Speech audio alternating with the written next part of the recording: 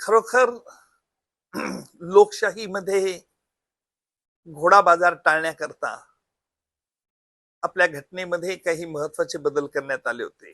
त्यातलं एक परिशिष्ट 10, ज्या योगे एखाद्या पक्षाच्या तिकिटावरती व नावावरती लोकप्रतिनिधी जर निवडून येत असतील तर त्यांनी इकडून तिकडून पळू नये याकरता काही विशिष्ट तरतूद करण्यात आली होती. विशेषतः घोडा बाजार टाळण्याकरता कुठल्याही लोक निवडून आलेल्या लोकप्रतिनिधीला दुसऱ्या पक्षात सामील होता येत नव्हतं.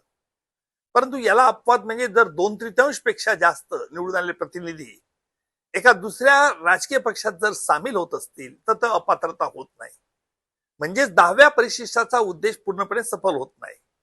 आणि म्हणून महाराष्ट्रात जी नुकतीच घडामोड आपण बघतो आहोत, विशेषतः शिवसेनेच्या उभाटाचे 6 खासदार एक वेगळं काहीतरी निवेदन लोकसभाच्या अध्यक्षांना देतात, वेगळा गट स्थापन करण्याची मागणी करतात. लोकसभेच्या अध्यक्षांनी यावरती काय निर्णय घेतला हे गुलदस्त्यात आहे. परंतु एक गोष्ट मात्र नक्की की या 6 खासदारांनी आपण आपल्या मूळ पक्षाला तिलांजली दिलेली आहे असं कुठेही म्हटलेलं नाही. म्हणजेच या 6 खासदारांचा असा दावा दिसतोय की आम्ही उभाटामध्येच आहोत परंतु वेगळा गट स्थापन करून मागतायत.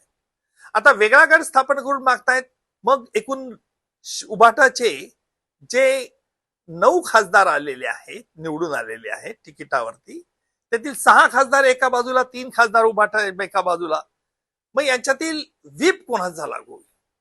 कारण निवडून आलेल्या खासदारांमधून एकाला नेता निवडणं अपेक्षित असतं. मग हा नेता निवडायचा म्हणजे व्हीप काढण्याचा अधिकार पक्ष नेतृत्वाला आहे का निवडून आलेल्या लोकप्रतिनिधींना?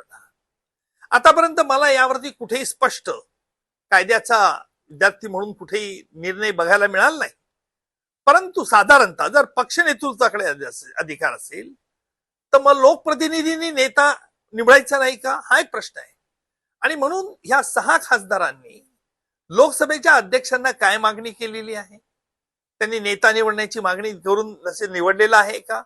लोकसभेच्या अध्यक्षांनी त्याला परवानगी दिली आहे का? आणि म्हणजे व्हीप कोणाचा लागू होईल हा महत्वाचा आहे.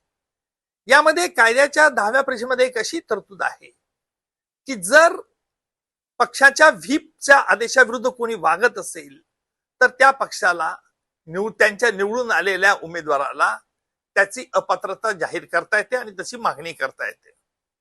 अर्थात मग व्हीप हा महत्वाचा कळीचा मुद्दा असू शकतो. आणि म्हणून व्हीप काढण्याचा अधिकार या 6 मध्ये एखाद्या खासदाराला दिलेला आहे का?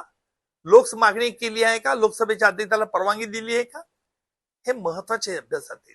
म्हणून यापुढची लढाई ही कायद्याची लढाई सुरू झालेली असेल. अर्थात आपल्याला बघायचंय की या लढाईचा अंत काय होतो, किती वेळ लागतो.